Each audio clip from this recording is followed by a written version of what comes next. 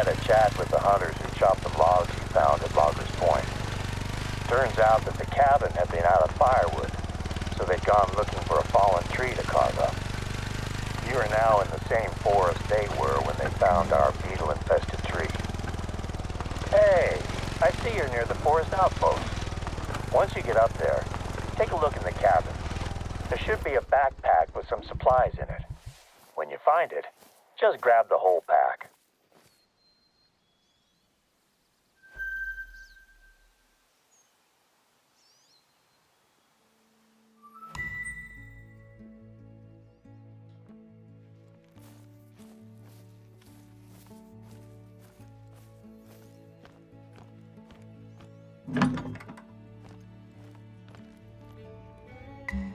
That's the one.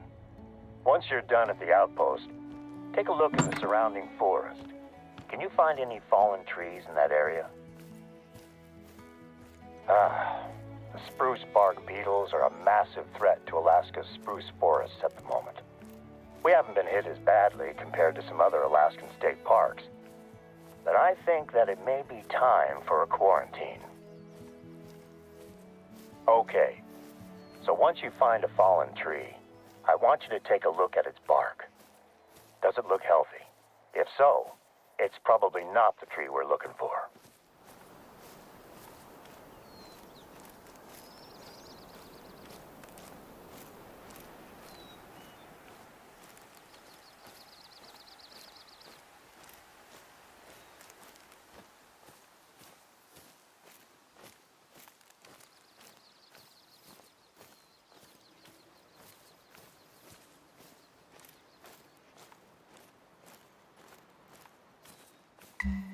This is the one.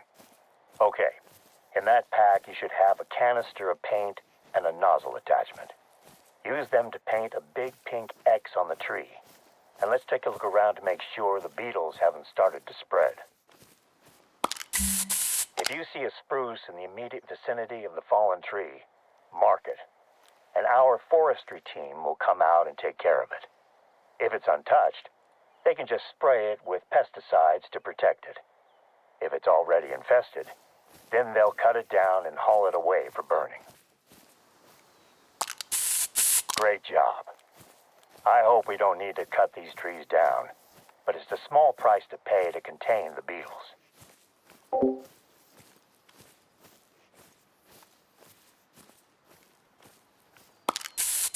There we go. Another tree marked. This reminds me of my summer breaks when I was a kid, helping out my dad at work. He was a tree surgeon down in Washington State. I used to resent him for making me go out there and work while my friends played back home. Eventually, those trips also included hunting lessons, and that made them my favorite parts of the summer. That should do. I'll get in touch with the foresters. They can investigate the area and cut down what they need to. I'll make sure that they also pick up the firewood at Loggers Point. Don't want to take any chances. Thanks for taking care of this. It's becoming a full-on phobia of mine that these beetles are going to destroy the forest here. We sprayed pesticides across the western edge of the forest as a preventative measure earlier this month. But any new chemicals in the air, soil, or water make me uneasy.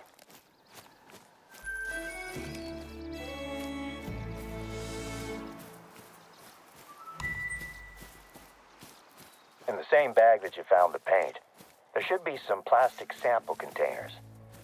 Could you bring them out to the wetlands? Muskeg is the word we use up here in Alaska.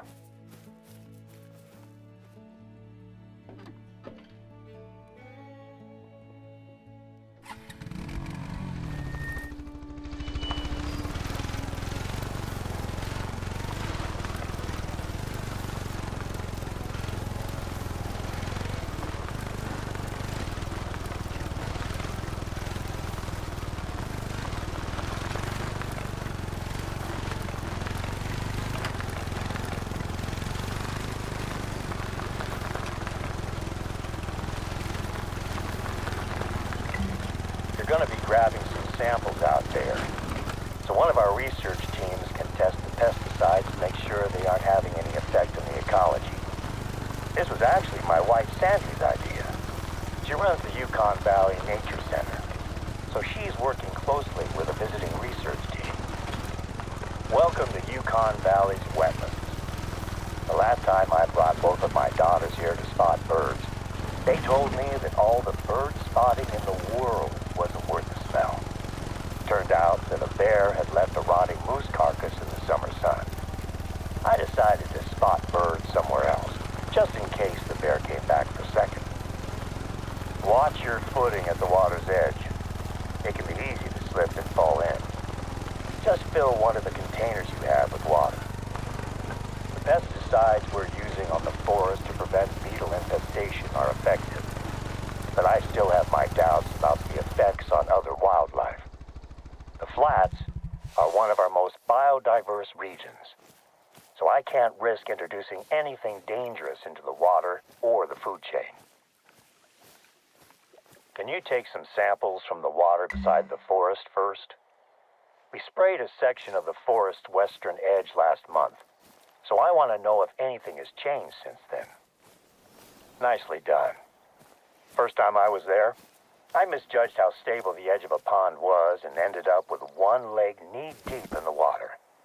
I was a rookie at the time, and luckily nobody saw it happen. Can you grab a second sample from a body of water slightly further away from the forest?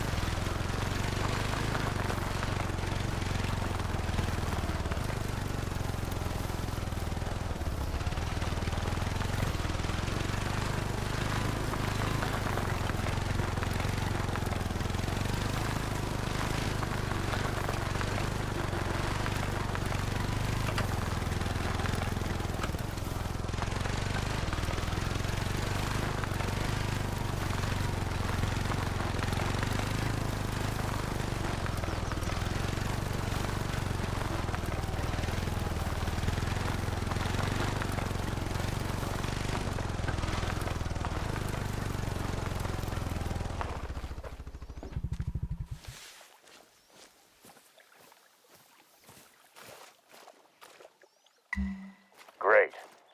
That should do for water samples. Next up, I need you to find me some animal droppings in this region. The muskeg is a hotbed of animal activity, so you should find droppings quite easily.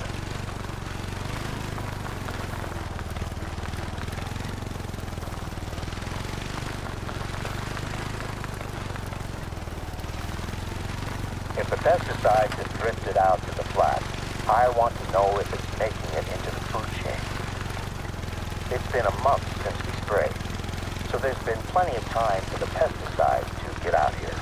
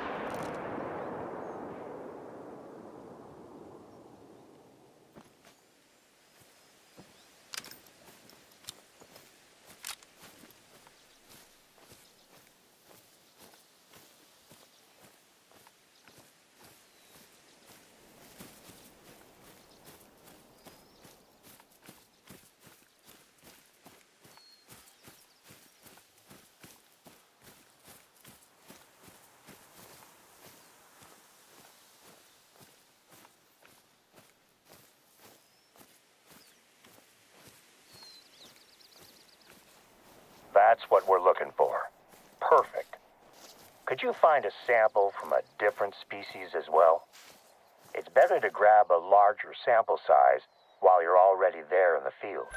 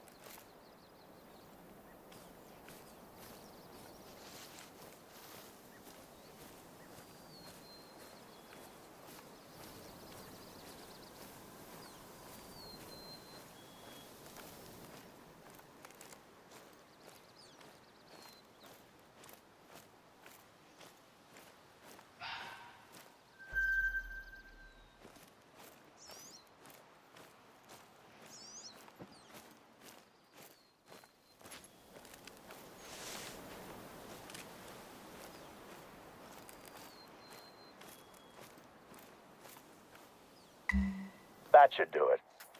Now we'll be able to tell if anything larger than a fly is ingesting chemicals that we should be worried about. It's hard work wading through the muskeg, huh? I have a spot where you can drop the samples off, and I can easily pick them up. Oh, I just remembered. I've been speaking with my wife about the work you've been doing, and she mentioned a few tasks that she has on her plate that I think you could help her with. I gave her your number, so expect to hear from her. She's working on some very important studies at the moment. Hang on a second. I'm getting a call.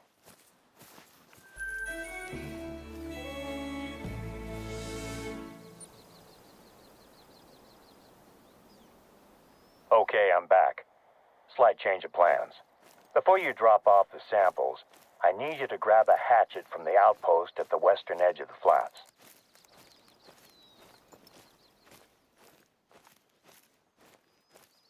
We have a bit of a situation out in the northwest corner of the reserve, and you're perfectly placed to take care of it. It looks like storms have weakened the roots of a tree, which is about to collapse onto the train tracks. Let me know when you grab the hatchet.